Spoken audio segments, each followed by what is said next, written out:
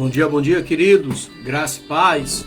Manhã do dia 8 de maio de 2026, são 7 horas e 17 minutos, começando mais um dia, sexta-feira. E podemos dizer, Ebenezer, até aqui tem nos ajudado o Senhor.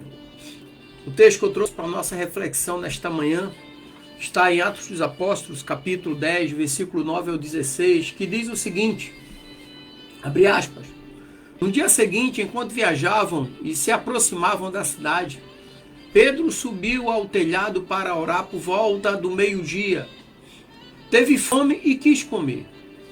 Enquanto lhe preparavam a comida, caiu em êxtase, viu o céu aberto e algo semelhante a um grande lençol que descia atado pelas 4 pontas e pousou sobre a terra.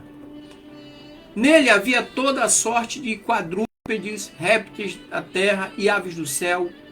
E ouviu uma voz que lhe dizia, levanta-te, Pedro, mata e come. Mas Pedro disse, de modo nenhum, Senhor, porque nunca comi coisa alguma comum e imunda. E a voz lhe falou segunda vez, não chames comum ao que Deus purificou. E sucedeu isso por 3 vezes, e em seguida o lençol foi recolhido ao céu. Vamos orar, e porque Deus ele é tremendo. Tem muitas coisas nas nossas vidas que nós não entendemos ainda. Mas Deus quer nos mostrar através do seu Espírito Santo, através da palavra, assim como Deus mostrou aqui para Pedro. Amém?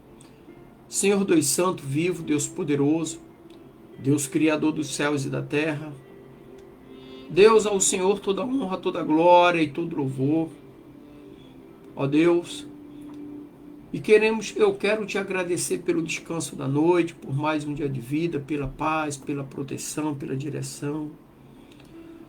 Ó Deus, e em tuas mãos eu coloco a minha vida, a vida da minha família, dos meus parentes, meus amigos, a vida de todos aqueles que estarão nos acompanhando nesta manhã, e que a sua presença em nossas vidas, ó Pai, torne os nossos dias mais alegres, abençoados e prósperos.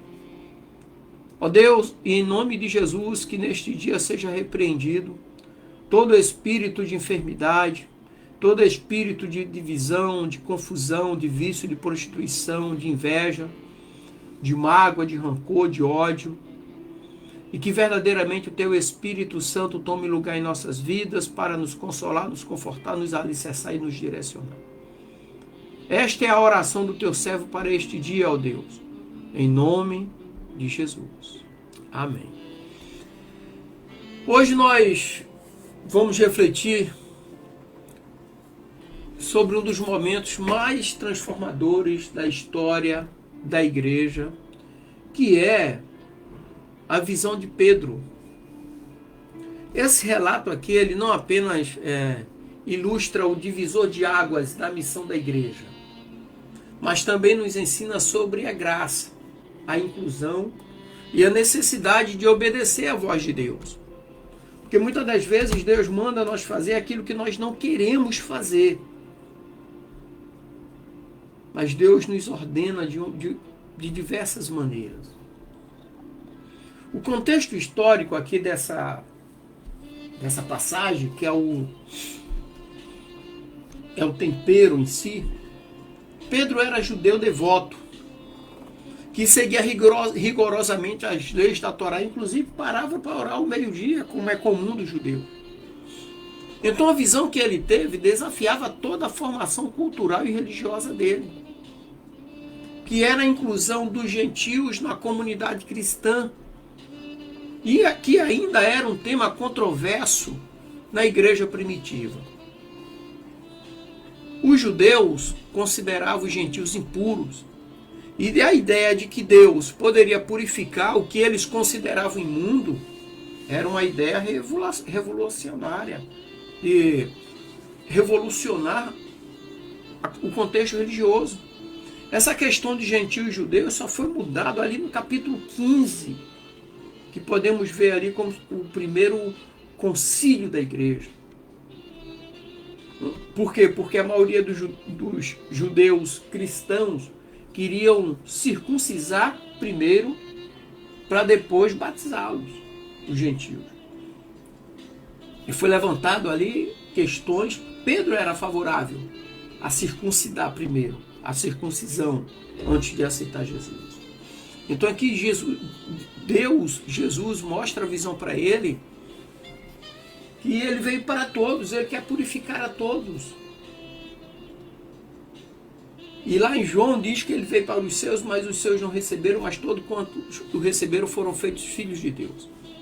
Então a visão de Pedro mostra que Deus estava expandindo o escopo do seu amor e da sua salvação além dos limites do judaísmo, porque muitos não o receberam. E não receberam a Jesus como Messias, inclusive por questões religiosas. Colocaram a religião na frente como uma separação entre Deus e eles mesmos. Então a ordem de matar e comer simboliza a necessidade de Pedro de abandonar suas antigas concepções e preconceitos, os paradigmas, e pregar o Evangelho, que foi o que Jesus falou para eles: ide pregar o Evangelho a todas as nações, a todas. Aquele que crer e for batizado será salvo.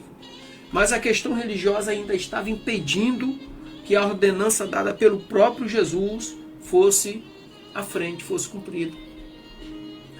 Aí nós temos a repetição da mensagem, onde Jesus diz assim: não chames. A êxtase de Pedro simboliza um encontro profundo com Deus. Então, muitas das vezes, para ouvir a voz de Deus, precisamos nos afastar das distrações e buscar um momento de solicitude e oração. Apesar de ser costume dos judeus orar ao meio-dia, mas Pedro se afastou das pessoas, foi para um lugar porque ele queria falar só com Deus. Ele queria orar a Deus. E foi nesse momento íntimo, de profunda intimidade, que Deus falou com ele. Então é aqui que nós vamos tirar as nossas lições práticas.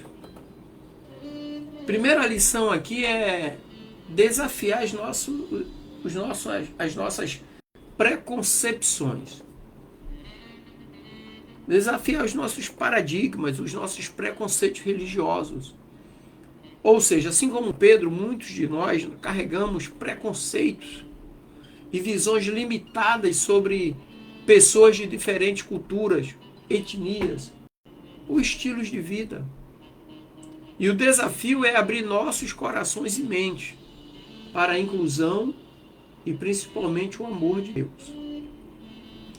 Então, muitas das vezes, necessitamos fazer perguntas a nós mesmos. Como, por exemplo, quem estou excluindo da minha vida espiritual ou social? Para quem Deus está me chamando para ir e compartilhar o Evangelho? Se tiver oportunidade, pregue, dê testemunho. Segunda aplicação aqui é obediência à voz de Deus. Veja que Pedro hesitou em obedecer à voz de Deus. Mas a insistência da visão o levou à obediência. Deus mostrou a visão 3 vezes. Então precisamos estar atentos à voz de Deus em nossas vidas, mesmo que isso signifique sair da nossa zona de conforto. A obediência de Pedro resultou na conversão de Cornélio, um gentio, e toda a sua família. O que é que você acha que Deus pode fazer através da nossa obediência? Pode fazer o que fez aqui com Pedro. Ganhar vidas, ganhar almas. E o último ponto é a importância da comunidade. A visão de Pedro, aliás, após a visão de Pedro, aqui, Pedro foi ao encontro de Cornélio, foi ao encontro de uma comunidade, de Cornélio ali, toda a sua família, e compartilhou o Evangelho. Então isso nos ensina sobre a importância de estarmos conectados uns com os outros. Eu só falo com pessoas que, se for da minha denominação. Isso não é a visão de Deus. Só falo com pessoas se forem crentes. Isso não é a visão de Deus.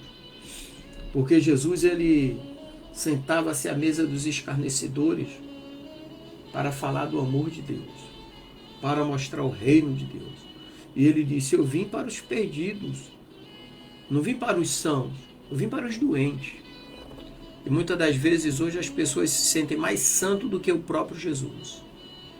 Se sentem mais santo do que o próprio Deus. Então isso aqui nos ensina sobre a importância de nos conectarmos com os outros. Especialmente aqueles que são diferentes de nós. É o que Deus quis mostrar aqui para Pedro. Então devemos ser uma comunidade que acolhe a todos, independentemente de suas origens, e que reflete o amor de Cristo. Precisamos refletir esse amor. Então eu quero concluir nessa sexta-feira, manhã de sexta-feira, dizendo a você que a visão de Pedro nos convida a refletir sobre a nossa própria visão e atitudes em relação aos outros. Deus está nos chamando para uma vida de inclusão, para uma vida de amor genuíno e para uma vida de obediência. Amém, queridos? Que o Senhor te abençoe, te dê uma sexta-feira abençoada e um final de semana alegre, abençoado e próspero, em nome de Jesus. Graça e paz. E para você